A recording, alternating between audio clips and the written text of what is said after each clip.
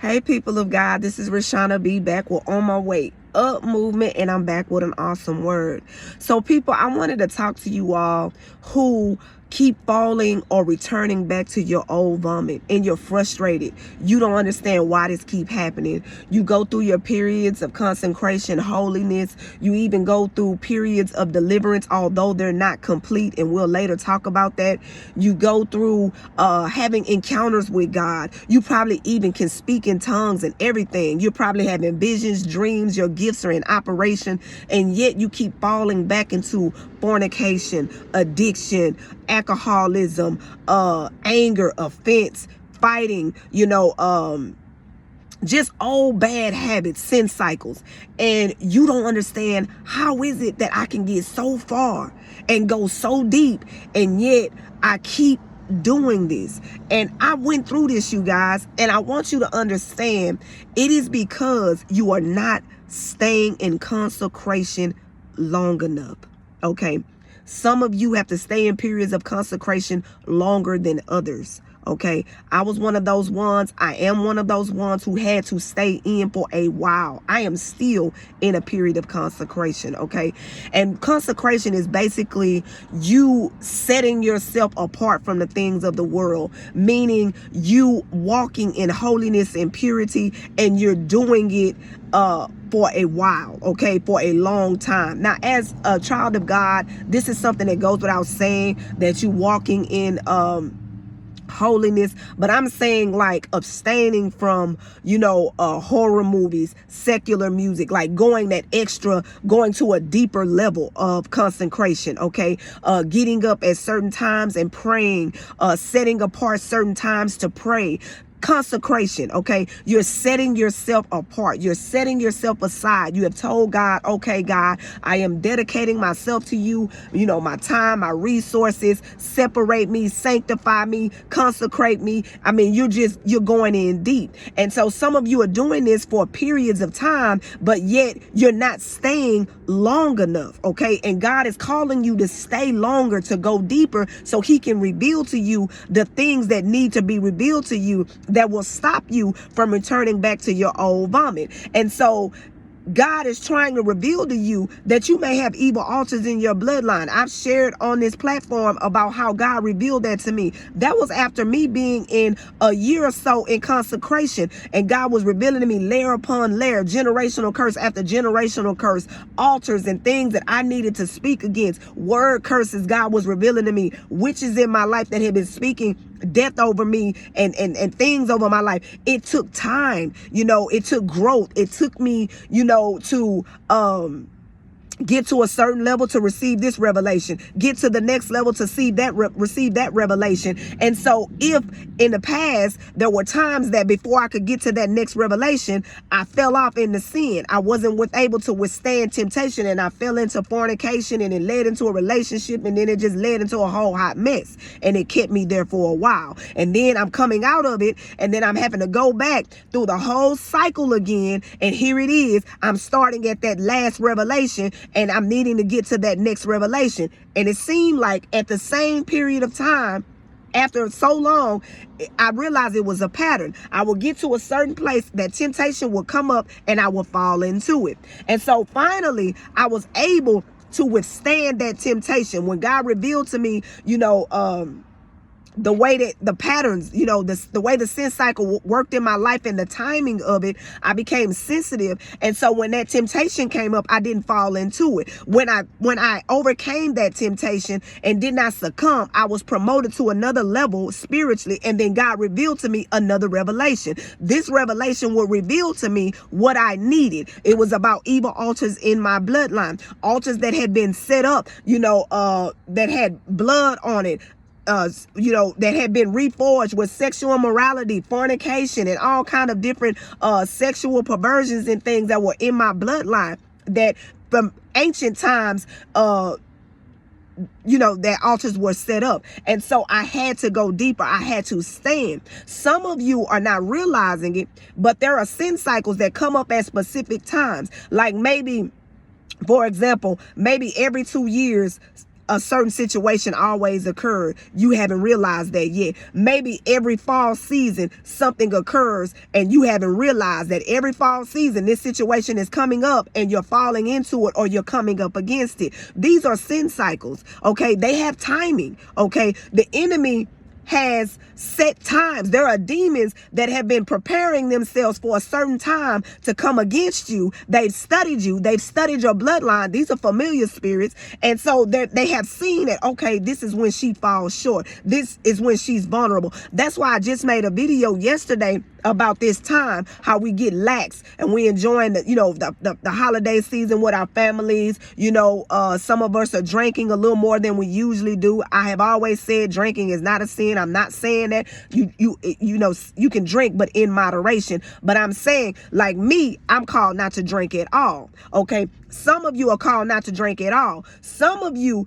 drink and don't know when to stop. And so there it is. The enemy sees that and knows, okay, well, let me go ahead and shoot the certain type of dude that she likes, because then she'll fall into this and that and that and the other. And it can be just different situations and circumstances. But I want you all to start paying attention to that. That's why it's good to journal. Okay. That's why it's good to journal what's going on in your life. Journal your dreams, because God might be even showing you in your dreams these sin cycles that you are not able to break, that you keep succumbing to, and you're unable to get to the next level to receive your complete deliverance. If you're if you're not completely delivered, that means that spirit is still there and you're subject to it. And as a child of God, you should not be subject to any foreign spirit, according to Psalm 18:44.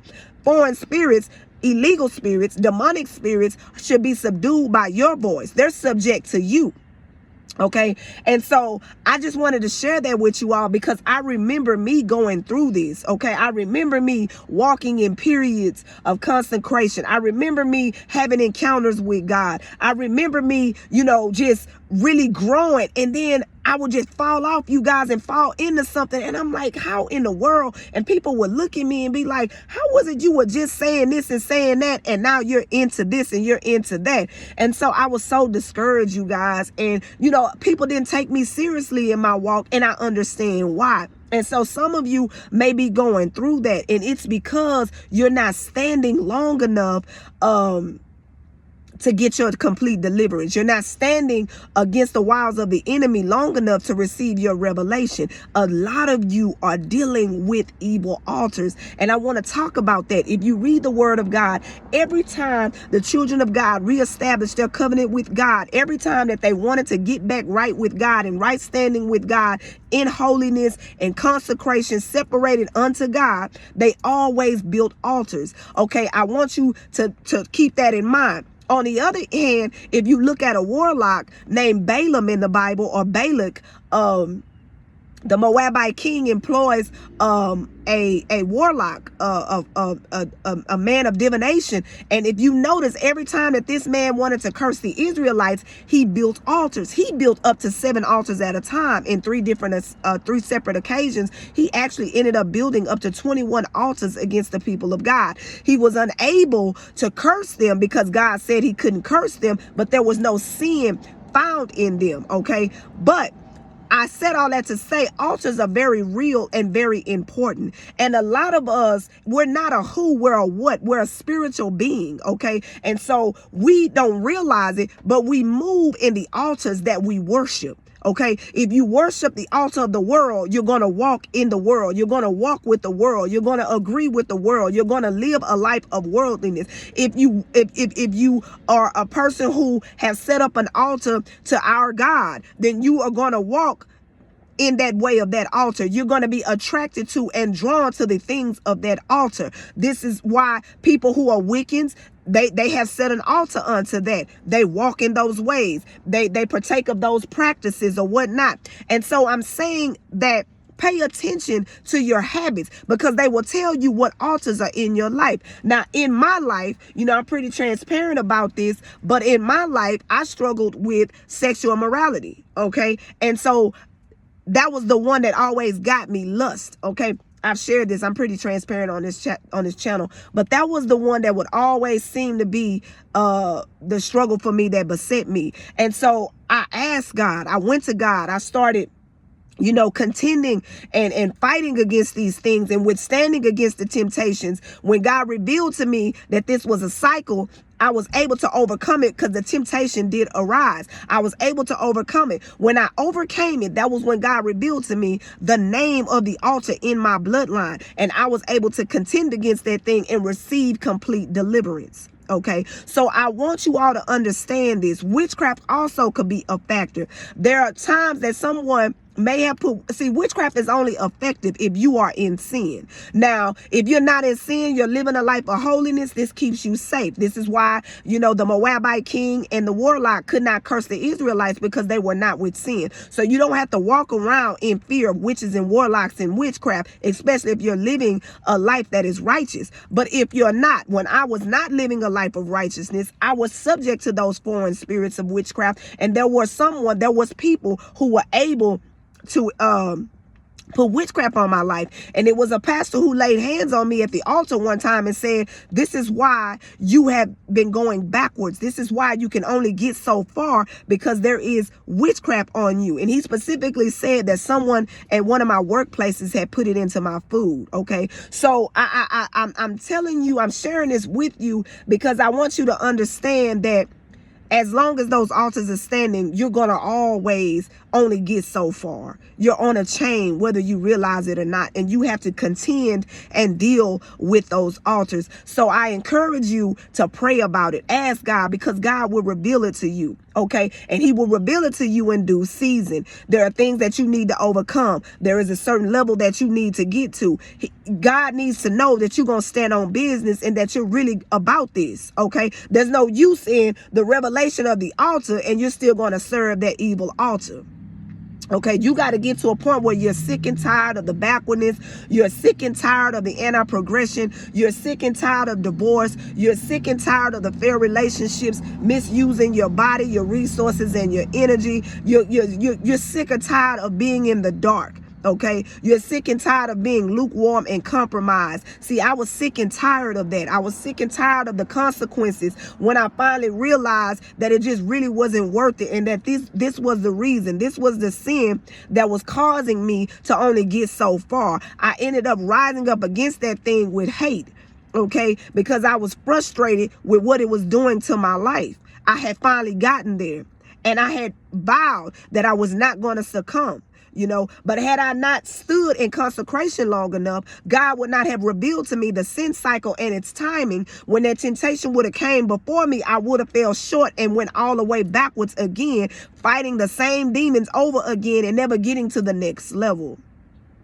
And I feel led to share this with you guys because I believe that it's some of you on this channel that's going through that. So people of God, just pray and stand. I pray this prayer every day, you guys. It's the simple prayer of Psalm 23. Lead me not into temptation. Lead me in the paths of righteousness and deliver me from evil. Okay, pray that, because what you're asking is, God, deliver me from evil. Lord God, don't let me fall into temptation.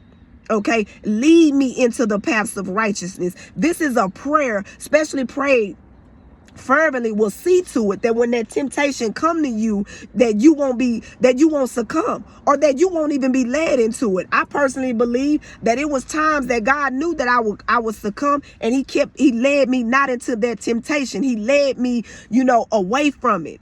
Okay, not saying that God tempts me. These were things that God knew were in my heart. That's why it was a temptation, because God doesn't tempt, he tests.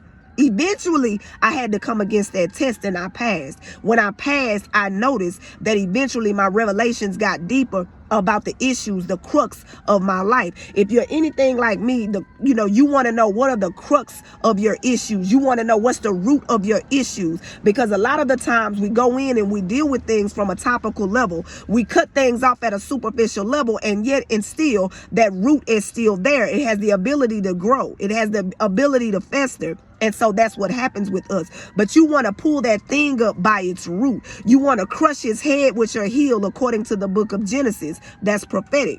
Okay, you want to crush that curse. You want to crush that altar. You want to rebuild an altar unto God. That was something that I actually did for my bloodline. I asked God to do a new thing with my bloodline. I asked God, you know, to bless me and especially my children with spiritual clemency. Okay, I went through the deliverance. I renounced and denounced the altars that were built before my, you know, that were built by my ancestors, and etc., etc. So, people of God, I hope that this word bless you. Please like, subscribe, share, comment, tell me what y'all think about my content. I see that I got a couple of new or quite a few new subscribers. Welcome to this channel. I'm happy to have you here. For those who have been here, thank you for your support, and I pray that this word blessed you. You all have a good one. I'll be back with another word soon.